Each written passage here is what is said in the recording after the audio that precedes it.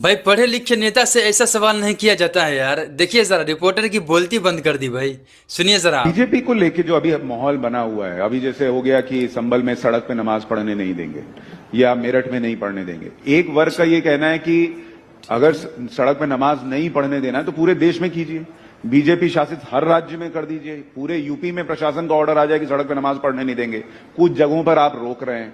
और फिर कुछ लोगों का यह भी कहना है कि अगर ईद के पहले एक दिन पढ़ ही लिया तो क्या ही सड़क घिस तोड़ी जाएगी। आपका इस पर आपकी राय क्या है? क्योंकि पटना में मुझे याद है, आपको भी पता है, वहां पे सड़क पे नमाज तो होती है। भाई मुझे लगता है ये सब फालतू की बातें हैं, इस पे चर्चा भी नहीं करनी चाहिए। कोई मतलब नहीं बनता इन सारी बातों का। आज देश में बड़े बड़े विषय हैं जिसको लेकर हम लोग को चर्चा करनी चाहिए। और दिक्कत ये होती है कि जब हम लोग ऐसी बेमानी बातों के ऊपर जब हम लोग चर्चा करने लगते हैं बिना मतलब, इससे समाज में, देश में एक तनाव का वातावरण बनता है, एक असहमति का वातावरण बनता है।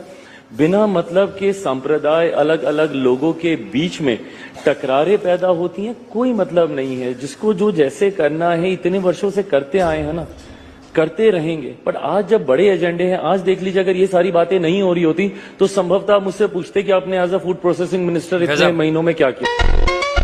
और चिराग भाई, ये सारी चीजें सेकेंडरी हो जाती हैं। चिराग भाई, जिसको आप फालतू बात बता रहे हैं वो तो आपके ही सहयोगी दल के लोग कर रहे हैं ना। पर मैं नहीं सहमत हूं ना। मैं यही तो मैं जिक्र कर रहा हूं भाई। देखिए, मैं 21वीं सदी का पढ़ा लिखा ही हूं। मुझे इन सब बातों से, और मैंने इस बात को बोलते बोलते मैंने कहा है कि धार्मिक विषयों में नहीं इंटरफेयर करना चाहिए। वो व्यक्तिगत आस्था का विषय। मजा आ गया यार। शेयर कर दोस्तों इस वीडियो को।